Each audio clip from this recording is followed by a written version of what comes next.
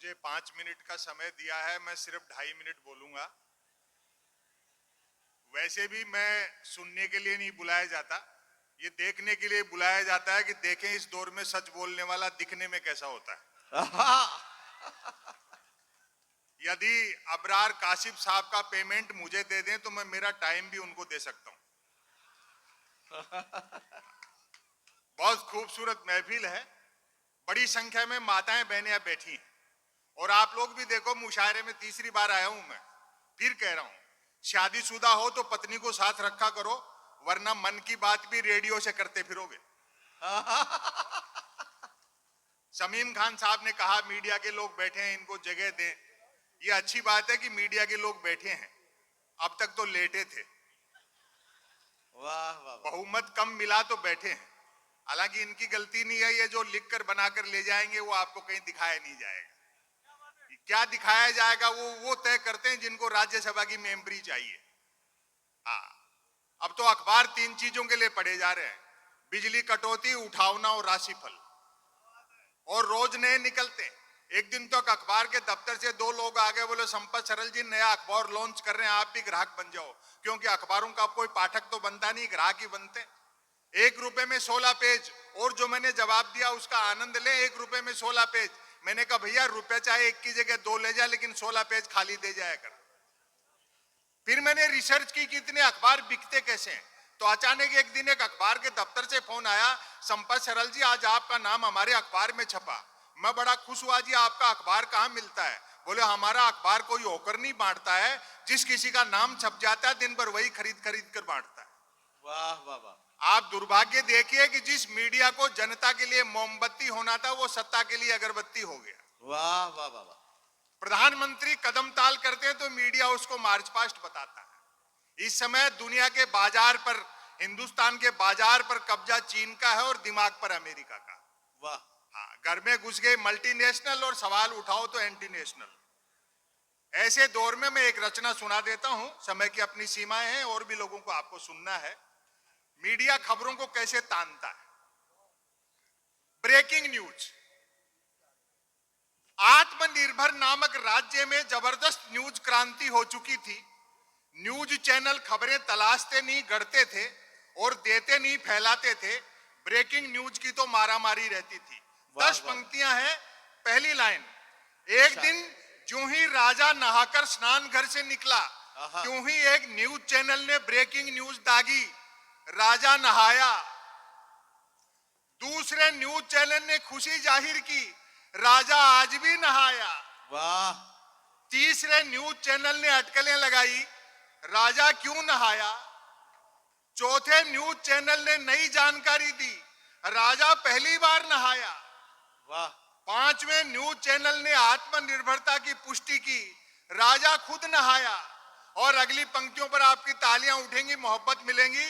छठे news channel ने रहस्योद्घाटन किया, राजा पानी से नहाया। वाह वाह वाह वाह वाह। सातवें न्यूज चैनल ने ब्रेकिंग न्यूज में गर्मी भरी, राजा गर्म पानी से नहाया। आठवां न्यूज चैनल गर्वित हुआ, राजा चुल्लू भर पानी से नहाया।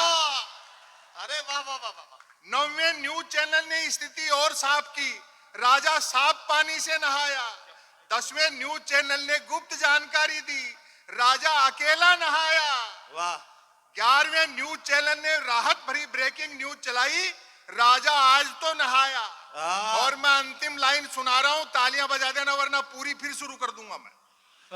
और जहां मेरी नजर गई, भरपूर मोहब्बतें मैं अपनी जगह लेता हूं। 12वें न्यूज चैनल ने तमाम ब्रेकिंग न्यूजों पर पानी फेर दिया, राजा गीले पानी से नहाया। वाह वाह वाह।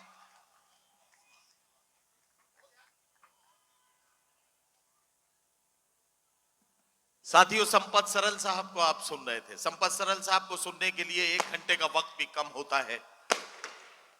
और देखिए, ये जो आतिशबाजी अब शुरू हुई है, ये इस बात का इजहार है, ये इस बात का ऐलान है कि हम सब के महबूब नेता, मुंब्रा कलवा के हरदिल अजीज एमएलए, महाराष्ट्र हुकूमत के साबिक हाउसिंग मिनिस्टर, आपके दिलों की धड़कन, आप सबके चहीते नेता मोहतरम डॉक्टर जितेंद्र आव्हाड साहब की आमद है, वो आप चंद लम्हात में आपके बीच तशरीफ लाने वाले हैं। मैं आपसे एक बात की गुजारिश करूंगा, यह आतिशबाजी अपना काम करेगी, आपको अपना काम करना है। जब जनाब डॉक्टर जितेंद्र आव्हाड साहब हमारी महफिल में यहां तशरीफ लाएंगे तो आप अपने हाथों को हवाओं में लहराते हुए जोरदार तालियों से अपने महबूब नेता का जोरदार इस्तकबाल करेंगे। यह काम हमें और आपको मिलजुल कर करना है। डॉक्टर जितेंद्र आव्हाड साहब की आमद के वक्त आपकी जोरदार तालियां, यह खूबसूरत मंजर एक यादगार लम्हे की तरह बहुत दिनों तक मुंब्रा के इस तारीख साज मुशायरे की कामयाबी के तौर पर याद किया जाएगा। मुंब्रा ने हमेशा अपने महबूब लीडर का इस्तकबाल पुरजोश अंदाज में किया है। आज भी बहुत खूबसूरत अंदाज में हम अपने महबूब नेता, मुंब्रा के एमएलए, हाउसिंग मिनिस्टर, साबिक हाउसिंग मिनिस्टर, महाराष्ट्र की शान और आपके हर दिल अजीज नेता जनाब डॉक्टर जितेंद्र आव्हाड साहब का इस्तकबाल करेंगे। जनाब शमीम खान साहब के साथ, भाई शानू पठान साहब के साथ, हमारे आज के सदर मुशायरा जनाब सैयद अली अशरफ भाई साहब, साबिक राज्य मंत्री जी के साथ हमारे महबूब नेता डॉक्टर जितेंद्र आव्हाड साहब की आमद का वक्त है।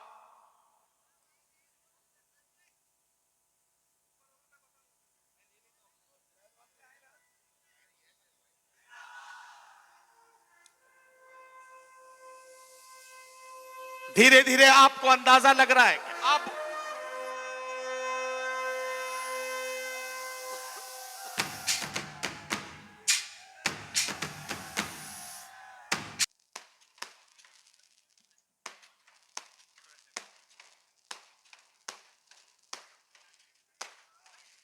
आधा वर्ष है। मैं मुशायरा तो शुरू हो गया है। इस बात बहुत तेज तर्रार शायर हमारे यहाँ आए हैं, तो कुछ ज्यादा बात नहीं करूंगा। पिछले 2 महीने पहले ही मैंने बहुत बातें की थी आपके साथ, और मेरे बातों पे नहीं, तुमने जो कुछ प्यार दिखाया, मैं मानता हूं कि यह प्यार की जीत है। नफरत के सामने प्यार जीता। और मुमला वालों ने क्या करामत दिखाई, तो विरोधी पार्टियों में 1 लाख से जीतने वाला इकलौता आमदार तुम्हारा लाडला जितेंद्र आव्हाड है।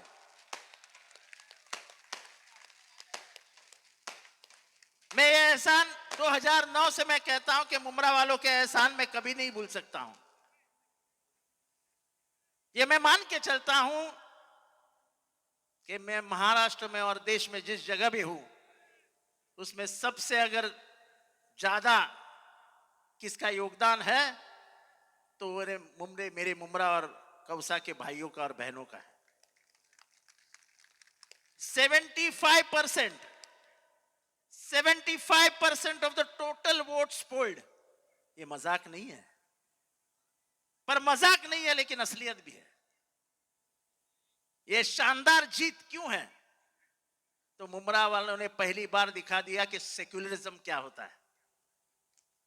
मेरे सामने एक मुसलमान उम्मीदवार था, लेकिन आपने हिंदू मुसलमान नहीं किया, और जिसने काम किया, वक्त पे जो खड़ा रहता है, उसके साथ आप खड़े रहे। ये जिंदगी भर का मेरे ऊपर का एहसान है। लोगों ने तो हवा बना दी थी, अरे गया, इस बार तो गया। आपने ऐसा गलाया कि फिर से वापस नहीं आएगा। सबसे दुख क्या है, मैंने 3 चुनाव लड़े, लेकिन पैसों से हम मुमरा खरीद सकते हैं, ये 3 चुनाव में नहीं दिखाई दिया। ये पहला चुनाव था जहां पे माहौल ऐसा तैयार किया गया था कि हम पैसे से हर एक आदमी को खरीद ले सकते हैं। मैं आपको बताना चाहता हूं कि इंसान का कोई भाव नहीं लगा सकता। ये अपने आप को बेचने वाले लोग नहीं रहते हैं। आज भी दुनिया में ऐसे लोग हैं जो सिर्फ उसूलों पे जिंदा है, और मैं इसलिए तहे दिल से आपका शुक्रिया अदा करता हूं कि आपने वो सब कर दिखाया जो महाराष्ट्र में देखने की जरूरत थी। हमें तो लग रहा था कि मैं नंबर 2-3 का मंत्री रहूंगा, लेकिन क्या हुआ मालूम नहीं, और हम सत्ता में नहीं आ सके। लेकिन सत्ता में नहीं आने के बावजूद तुम्हारा आमदार रुका है नहीं। जहां अन्याय हुआ भीड़ में, पहला आवाज किसने उठाया? मैंने उठाया। वाल्मीकि कराड़ ऐसे हत्यारे इस महाराष्ट्र को बदनाम कर रहे हैं, ये कहने का काम हमने किया, और उसको सलाखों के पीछे भेजने का भी काम हमने किया। और ये ऐसी लड़ाई हम लड़ते रहेंगे। तुम हत्या करके निकल जाओ, ये महाराष्ट्र में नहीं होएगा। और इसलिए ये लड़ाई लड़ने की ताकत मुझे आपसे मिलती है, काम करने का हौसला मुझे आपसे मिलता है। मुझे अंदर से जो ऊर्जा मिलती है वो आपके प्यार की ऊर्जा है। और फिर से एक बार आपको ज्यादा वक्त न लेते हुए फिर से एक बार आपको शुक्रिया अदा करता हूं, और दिल से झुक के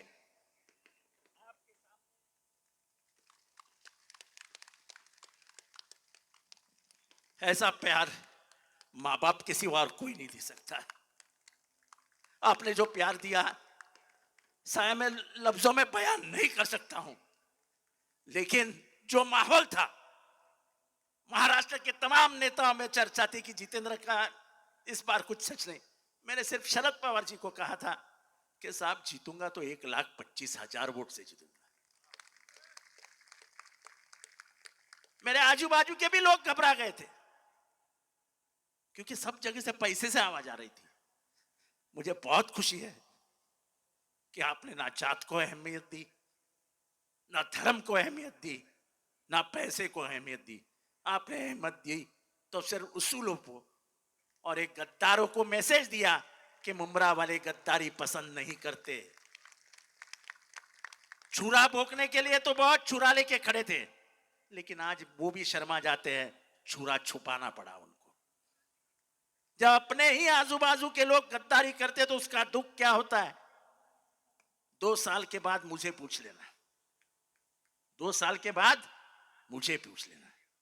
लेकिन वो गद्दारों को सबक सिखाने का काम आपने किया है, और गद्दारी कभी भी नहीं बर्दाश्त करेगा महाराष्ट्र। ये जो खेल हुआ है ये चंद दिनों का खेल होता है। आज भी लोगों को लगता है कि मैं सत्ता में जाऊंगा। मैं आपको कहता हूं, चाहे कुछ हो जाए, मर जाऊंगा, लेकिन मेरे उसूलों से कॉम्प्रोमाइज नहीं करूंगा। सत्ता कुछ नहीं होती यार, सत्ता आती है जाती है, लेकिन जिस दिन उसूल बोझ दोगे तुम अपने आप को बाजार में बेच देते हो। और मैं बाजार में बेचने के लिए मुझे मेरे माँ बाप ने पैदा नहीं किया है। तो आपके सहारे, आपके आधार पे ये तुम्हारा सिपाही खड़ा रहेगा। और सेक्युलरिज्म की संविधान की आज 26 जनवरी है, हमारे संविधान के, हमारा दस्तूर का की आज सालगिरह है। यह दस्तूर बचाना है, इस देश का गणतंत्र बचाना है, और इसके लिए आप सबका आधार लेके ये का बच्चा आपका ये आपका आमदार, आपका सेवक, आपका आदमी, आपका लोक सेवक काम करेगा। इतनी ही बात यहां पे रखता हूं, दुआओं में याद रखना। खुदा हाफिज।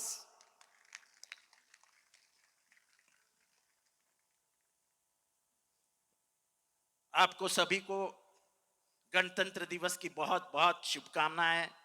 ये गणतंत्र ही है और ये संविधान ही है, दस्तूर है, जो हमें एक बना के रखेगा। ना हिंदू ना मुसलमान फिर जिंदा रहेगा तो भारत का संविधान। ये संविधान चुराई हो, इतना ही कहता हूं। आपको फिर से एक बार बहुत बहुत मुबारकबाद देता हूं, और आपका एहसानों का बदला मुझसे चुकाया नहीं जाएगा, लेकिन चुकाने की जरूर कोशिश करूंगा। खुदा हाफिज।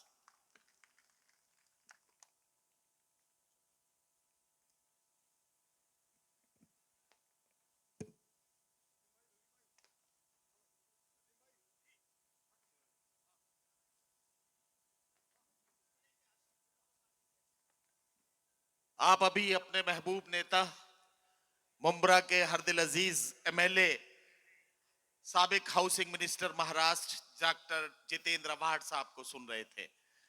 जाहिर है आपका और डॉक्टर जितेंद्र आव्हाड साहब का जो रिश्ता है वो इतना जज्बाती रिश्ता है कि उसमें आंखों का नम हो जाना, आवाज का भर्रा जाना, गले का भर आना, ये फितरी अमल था जो आपके सामने हो रहा था एक बार हाथों को हवाओं में लहराते हुए जोरदार तालियों से अपने महबूब नेता का जोरदार इस्तकबाल कीजिए और इस लम्हे को और ज्यादा यादगार बना दीजिए। आइए, मेरे पास वक्त का दामन बहुत तंग होता जा रहा है, इसलिए एक ऐसी मेहमान को आपके बीच यहां माइक पर बुला रहा हूं जिन्हें बारहा आपने टेलीविजन के मुख्तलिफ चैनलों पर अपनी बेबाकी के साथ अपनी बात रखते हुए देखा है। यूपी में काबा, ये उनका खूबसूरत एक ऐसी रचना थी जिसने हंगामा बपा कर रखा था। नेहा सिंह राठौर इस हिंदुस्तान में किसी को बताने समझाने वाला नाम नहीं है। एक सेंसेशन के तौर पर जो नाम हिंदुस्तान की फजा में उभरा था, वो नाम आज मुंब्रा के मंच